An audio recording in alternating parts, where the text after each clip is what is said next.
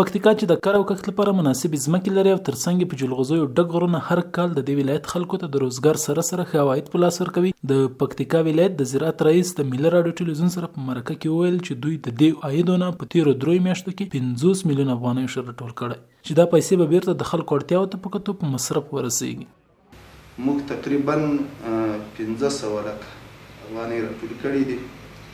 خو دلته اصول داسې دي د اسلامي امارت مخکینی اصول چې دغه عواید چې به موږ راټولول هغه به مو 2 حصې کول. یوه حصه به مو د ولایت یعنې 15 حصې به ولې 3 حصې به مو د ولایت مقام ته ورکول، هغه به د ولایت په ضرورتونو کې استعمالول. په هغه کې به یې 2 حصې د ولسوالۍ مجاهدینو ته ورکول. د ولایتي ادارې مسؤلین په دې برخه کې د خلکو همکاري ستایي او زیاتوي چې دا پیسې به بیرته د خلکو لپاره په کرنیزه، روغتیايي او ښوونیزه برخه کې د خدماتو لپاره وړاندې کړي.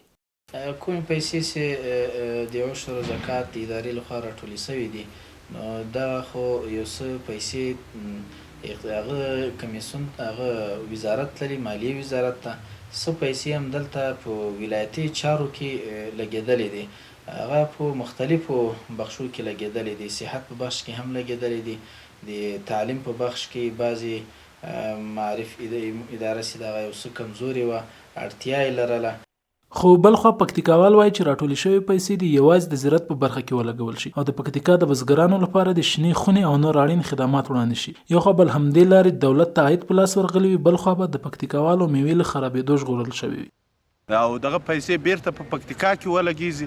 دغه پکتیکا ته به ډیره ګټه رسېدلې. کوم مالونه کومې میوې چې موږ بارډر ته ځي یا نورو ځایو ته ځي، اما په لارې او دغه مشکلاتو کې د موږ میوجات ټول خرابېږي. که دلته موږ خپل شنې خونې ولرو، خپل د ساتنې ځایونه ولرو، نو دغه به د پکتیکاوالو لپاره ډیره په لو ګټي.